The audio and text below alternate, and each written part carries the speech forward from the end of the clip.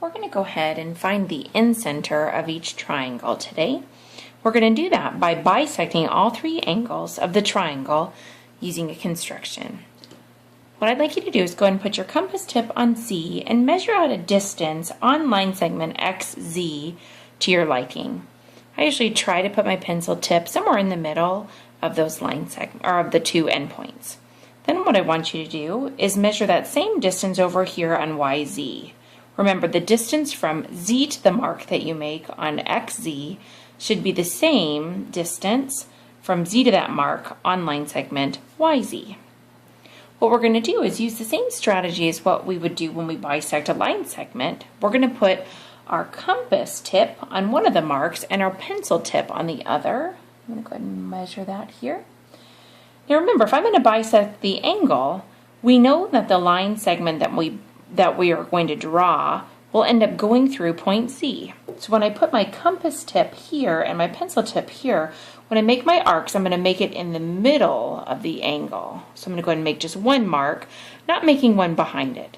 Then what I'm going to do is flip my compass, putting my compass tip here, my pencil tip on this mark, and I'm going to go ahead and make my arc measurement here in the middle of that angle. Now I'm going to grab my straight edge. I'm going to line up my straight edge with the angle Z, and I'm going to connect it with the arc measurement here. And I'm going to go ahead and draw my ray or my line, depending on how you want to draw it. And I'm going to put my marks in that Z has been bisected.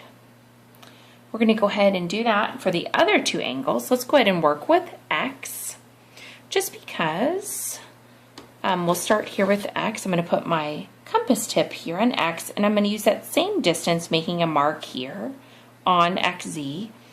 I'm going to swing around to my other line segment over here and make another mark the same distance away from X. When I'm going to go ahead and bisect, I'd put my compass tip on one of the marks and my pencil tip on the other, making sure that they're the same, so I'm adjusting my pencil tip. Then what I'm going to do is make my mark in the middle of that angle. Okay, and then what I'm going to do is flip my compass in my hand, putting my compass tip on the other mark and my pencil tip here, connecting those arcs. Remember, because we're bisecting angle X, I'm going to use my straight edge, line it up with the vertice of X to where my arcs intersect, and I'm going to go ahead and draw my angle bisector, which is a line or ray, whatever you choose to draw. I'm going to put my marks here that this angle has been bisected, making these two angles congruent. Now, I'm going to make a prediction that this is where my incenter would be, where the two angle bisectors have already intersected, but we're going to go ahead and practice and bisect angle Y. I'm going to go ahead and put my compass tip here in Y, making a mark on line segment YZ, doing the same mark here on YX, showing that same distance. Then what I'm going to do is put my compass tip on one of the marks and stretch my pencil to get to the other mark here.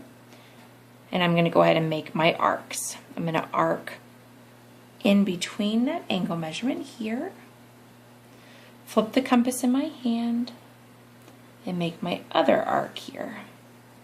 Where these two arcs meet, I will line up that measurement to Y, draw my line, ray, whatever you choose to draw to bisect angle Y, and this angle should be the same as this one because Y has been bisected. Now where all three of these angle bisectors meet, which is right here, that will be what we call our incenter. I'm going to go ahead and label that A, and because A is my incenter,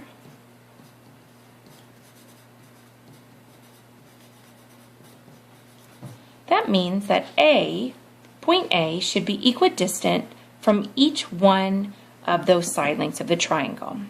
Just remember, if I draw my line, it should be perpendicular to the base. So if I go from A down to the base here of that triangle, this measurement here should be the same as this one. Should be the same as this distance here. I'm going to go ahead and color those in so you can see it a little bit better. So remember, A is our incenter, the distance from A to the side length, A to this side length. So for instance, A to line segment ZX, and from A to line segment YZ, and from A to line segment XY. Those three measurements should be the same, and I'm going to go ahead and mark those here, that those are equal.